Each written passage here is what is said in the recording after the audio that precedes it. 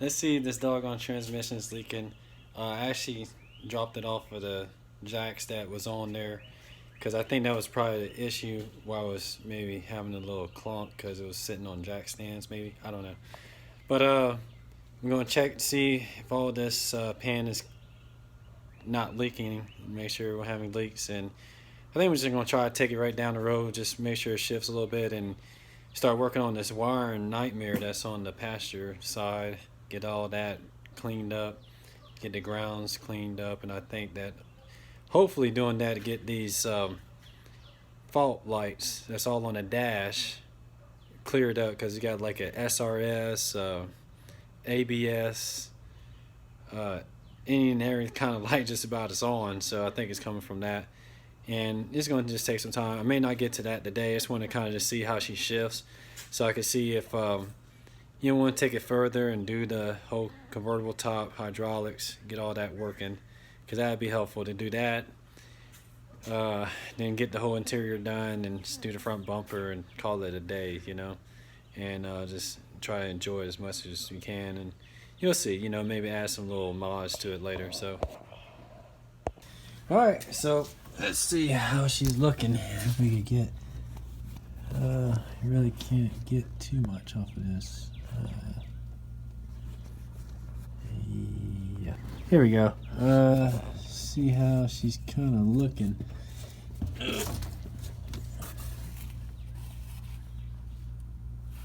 Yeah, it looks like there was just mainly residual from when I was putting it in. Doesn't look like there's much of a leak, so that's good. That's my main concern. I kind of cleaned this pan pretty good, and I don't see any drips, but I haven't really driven it. I just kind of ran it on jack stands. So yeah, I think let's see how she shifts and then come back with it and then go from there. Alright, this cold start. Oh man, oh, my favorite car. Yeah, that thing takes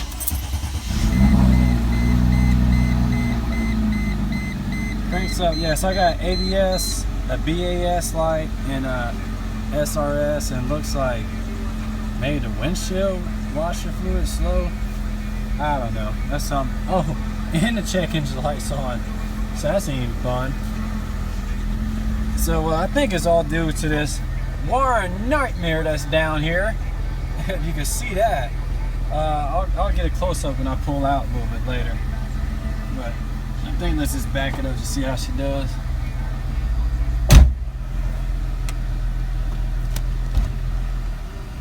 Yeah, that's reverse right there.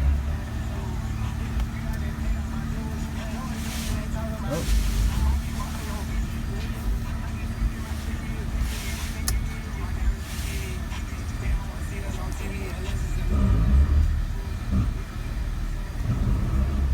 Oh man.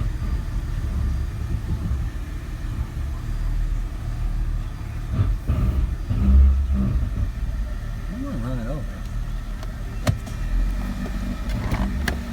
As you see, man, I got screws and sockets, and I mean this top is just sitting with a piece of paper right now because I got everything apart. I had to stop because I rolled over a little block. But let's see how she does.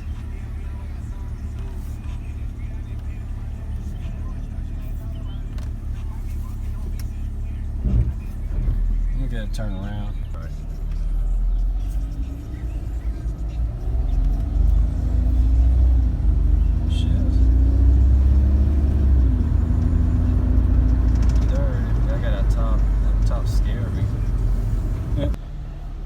So far it seems like it's shifting pretty good. No clunks, anything like that.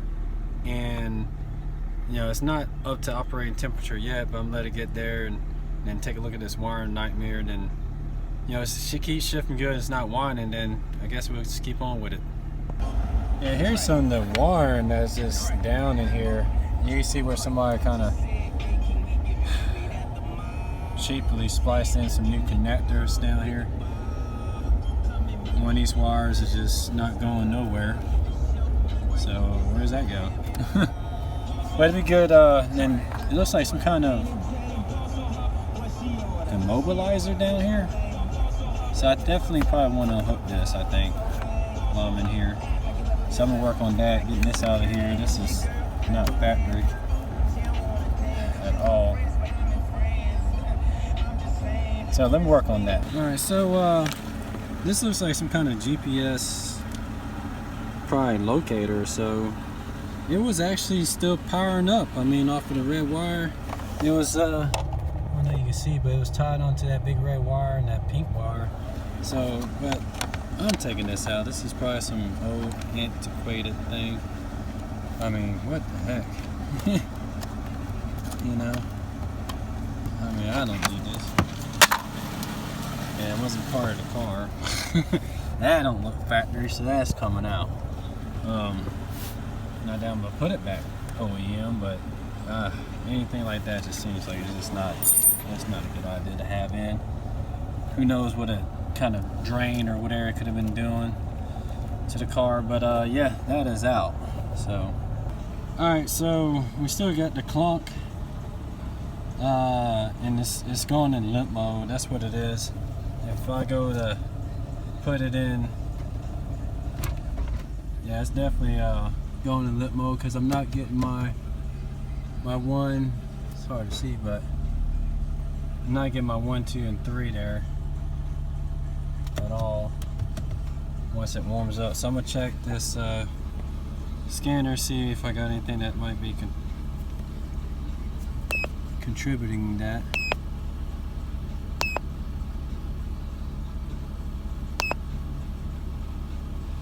Got a speed sensor.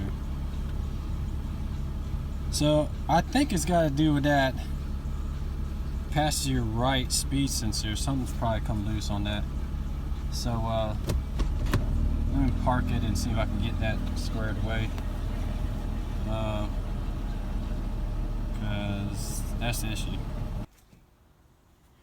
Alright, so I went ahead and took this wheel off. Hard to see up in there, but I looked at this wire for the speed sensor. It's all connected, don't look messed up or anything. Done some more research and found out that it could be the brake pads sensors are low, causing this limp home mode and all this other stuff, which the brake pads are pretty freaking low. It's hard to see right there, but they are low. I mean, these things are freaking, they're pretty low. I mean, I'm getting a actual ridge right here. And that'd be crazy that this thing just goes into the limp home mode just because of the brake pad. Hey everyone, I got my daughter here and finally got the MB Soft iCarsoft code reader and got it hooked up to the car. And it's kind of hard to see right here, but I went into the transmission menu and started reading codes. Come on, baby. And read the code. This thing is great because you hit enter.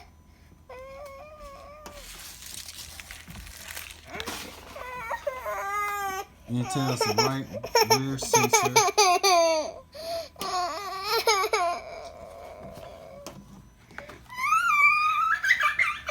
No. So it tells a P25400, the right rear sensor is implausible. And then it goes from there talking about the left rear and the brake switch.